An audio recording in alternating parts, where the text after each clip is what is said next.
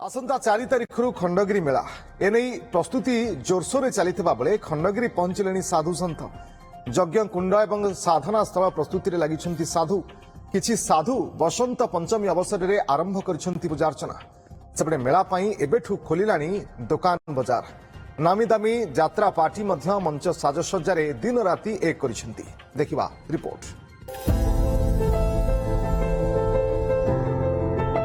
महाकुंभरे बुड़ पकाई खंडगिरी आसिले साधु सन्थ एबेठू मंत्रोच्चारण रे गुंफा गुंजरित हेउथिबा बेले चलीछि यज्ञ कुंड और साधना स्थल प्रस्तुति।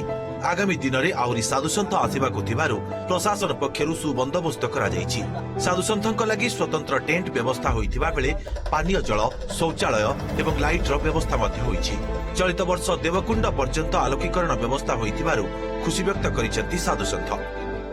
हमें यहाँ बड़ा आनंद आया है, बड़ा अच्छा है। हम बहुत साल से यहाँ आ रहे हैं। यहाँ के भगत जगत बहुत अच्छे हैं, सब कुछ है। यहाँ सेवा समारोह हो रही है, आनंद आ रहा है। बहुत सारे श्रद्धालु हमारे यहाँ आ रहे हैं, दर्शन कर रहे हैं। हम अपना ये सजावट कर रहे हैं यहाँ पर, इसलिए हमारे सब यहाँ संत भगवान आते हैं, हमारे दर्शन करते हैं, आशीर्वाद लेके नागा बाबाओं को चले जाए। उड़ीसा में आया, जय जगन्नाथ का दर्शन किया, उधर घुमा फिर आया खंडगिरी में, यहाँ मेला है बोल के।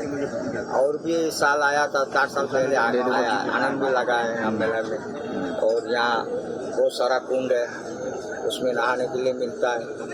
जो धर्म का प्रचार है यहाँ से होता है, सब कुछ खंडगिरी से चलता है। और साधु संत आता है, यहाँ दर्शन मिलन होता है। खंडगिरी मेला आम ये पंचकुंडीय चतुर्वेद यज्ञ को समापन करने चाहूँ।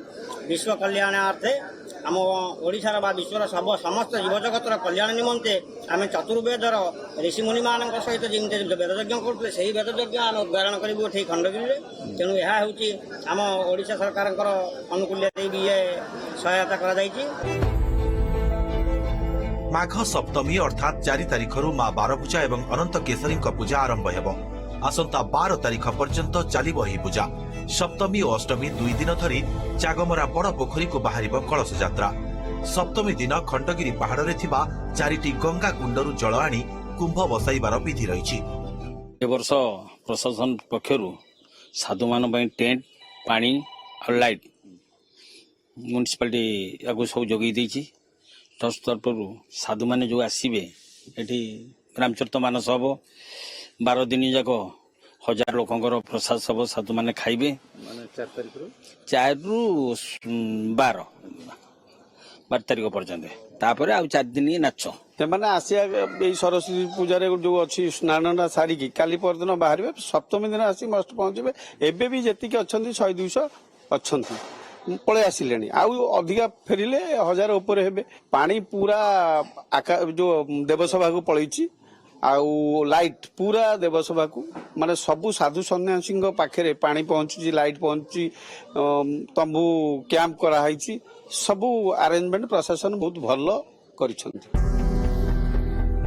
खंडगिरी मेला पूर्वरु जमिलानी घरकरणा सामग्री पसरा। अन्यपटे यात्रा पेंडाल भी हेलानी प्रस्तुत। 6 तारिखरु यात्रा डायलॉग रे कंपिबो पड़िया। 17 तारिख जाए प्राय 15 गोटी नामी दामी यात्रा पार्टी नाटक मंचस्थ करिवे। सेपटे कमिशनरेट पुलिस और बीएमसी पक्षरु मध्य विशेष पदक्षेप निया जाइछि। भुवनेश्वरु कैमरा पर्सन रोहन निरंजन रेड्डी को रिपोर्ट ओटीवी।